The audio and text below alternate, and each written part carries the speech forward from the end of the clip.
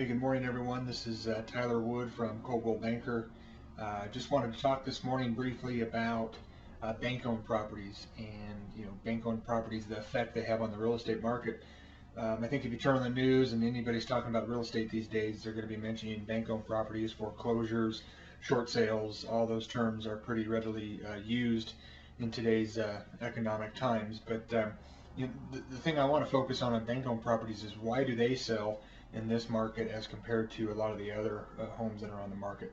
Why do bank-owned properties sell much easier and much quicker than your typical seller? Bank-owned properties in Big Bear only make up about 20 to 30% of what's selling right now. So on 100 home sales, 20 to 30 of them are going to be bank-owned, and the rest are going to be your typical average sellers.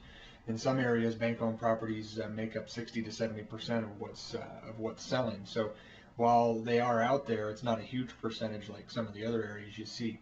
But what are the key differences between bank-owned properties and typical properties, normal properties that are selling? I think the first thing obviously is going to be price. The price of bank-owned properties is aggressive, and it's for a reason. They have a lot of properties they need to sell. They're not emotionally attached to the properties at all. It's strictly a business decision, and that's why I think they're selling, because they've made that decision that they have to sell. And if you don't have to sell, then it's not going to sell in this market. That's pretty much the case. The main reason for that is if you don't have to sell, then you're not going to want to have to take the price that it's going to be in this market. Bank properties have to sell. One of the things banks do before they do sell is they get an appraisal on the property, a professional appraisal, and they also get several BPOs from agents. They get multiple opinions and they listen to the opinions. That's one of the key differences. When they come back with a price on these appraisals and BPOs, the banks listen to the price, they price it, and it sells. That's a big difference between bank-owned properties and typical properties that are trying to sell by normal owners. The second difference is actually the condition. The banks that I've worked with and sold properties for, many of them want repairs done prior to putting it on the market. They want to make the best impression before they put it on the market. They have the inside painted, they replace some of the carpeting, they do miscellaneous repairs to cabinets, things like that. I think the typical assumption is that bank properties are in dire need of repair, and that's not always the case. A lot of banks are actually doing repairs prior to putting them on the market, and I think that's important in this market. You want to make yours look as good as possible. The first key is the price. The second key is condition. And one of the third things that I talk about is the ability to show it. Bank-owned properties are typically vacant, so they're easy to show.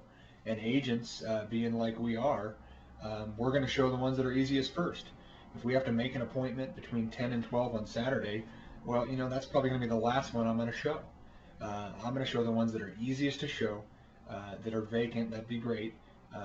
So those are three key differences between bank-owned properties and the reason why they're selling in this market, and your typical average seller that's on the market as well.